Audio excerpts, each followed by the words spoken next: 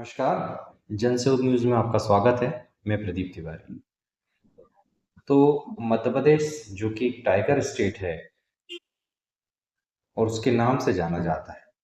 करोड़ों रुपए इस टाइगर स्टेट के लिए और बाघों को बचाने के लिए मध्य प्रदेश में आता है। मगर अब इसी शीर्षक यानी टाइगर स्टेट के दर्जे पर सवाल खड़ा हो चला है। मध्य प्रदेश हाईकोर्ट ने बाघों की बढ़ती मौतों को और ज्यादातर गंभीर मतलब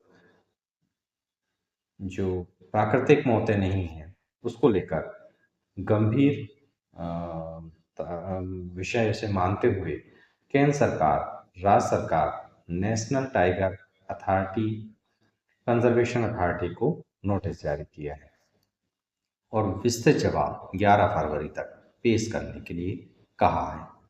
2025 में मध्य प्रदेश में बाघ की मौतों का भयावह दृश्य सामने आया है। मध्य प्रदेश में लगभग इस दौरान 54 बाघों की मौत हुई है। वन्यजीव कार्यकर्ता अजय दुबे की याचिका में वर्ष 2025 में यह डाटा निकल कर आया। प्रदेश में 54 बाघों की मौत हुई, जो प्रोजेक्ट टाइगर की शुरुआती यानी जब 1973 में प्रोजेक्ट टाइगर मध्य प्रदेश में चालू हुआ के बाद किसी एक साल में अब तक का सबसे बड़ा आंकड़ा है, रिकॉर्ड है। इन मौतों में लगभग 57% को अस्वाभाविक कारणों से बताया गया है, जिसमें करंट लगना, रेल दुर्घटना, संघर्ष और संदिग्ध परिस्थितियां शामिल। देश भर में लगभग 5,421 बाघ हैं, जिसमें से इंटरनेशनली 5,421 बाघ हैं, जिनमें से भारत में 3,167 बाघ हैं, जिसमें से मध्य प्रदेश में 785 बाघ हैं। यानी मध्य प्रदेश ही एक ऐसा राज्य है जो बाघ का राज्य कहलाता है, टाइगर स्टेट कहलाता है। इसीलिए इस पर टाइगर को बचाने की, बाघ को बचाने की महती जिम्मेदारी भी है। मगर यह लगता है कहीं ना कहीं सेवा चूक रहा है। मुख्य न्यायाधीश संजीव सचदेवा और न्यायमूर्ति विनय सराफा की खंडपीठ ने याचिका को गंभीरता से लिया। केंद्र और राज्य दोनों सरकारों को तो नोटिस दिया ही दिया।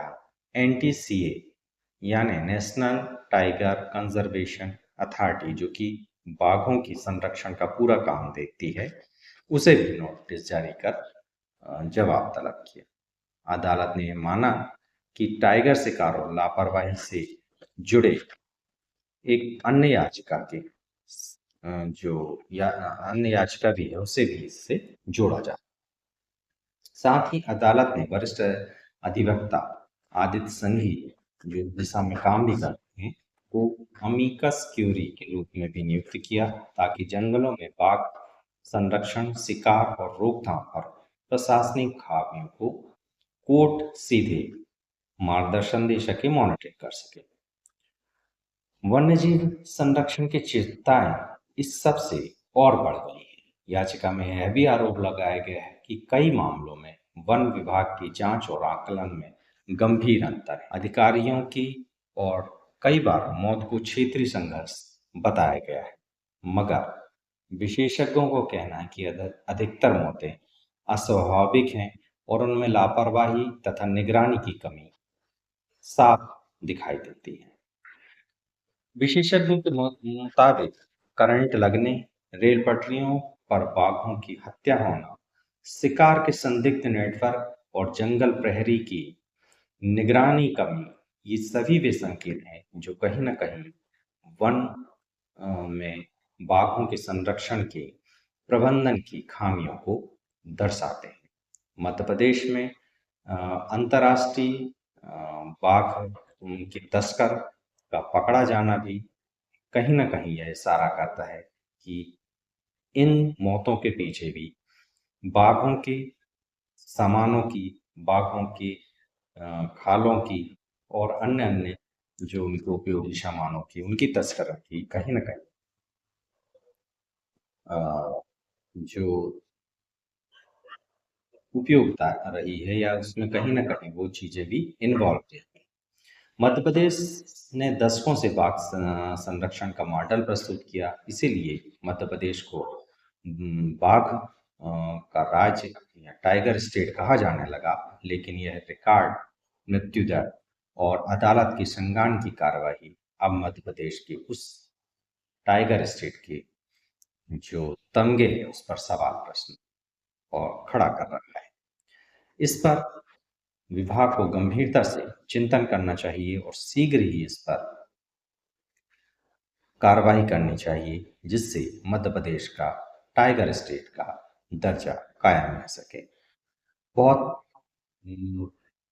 महती सी जिम्मेदारी वन विभाग की है। अगर वह इसे निभा जाता है तो जो मध्य प्रदेश सहित भारत बाघों के विकास में और बढ़ोतरी में तेजी से आगे बढ़ सकता है, मगर इसमें प्रबंधन को अपना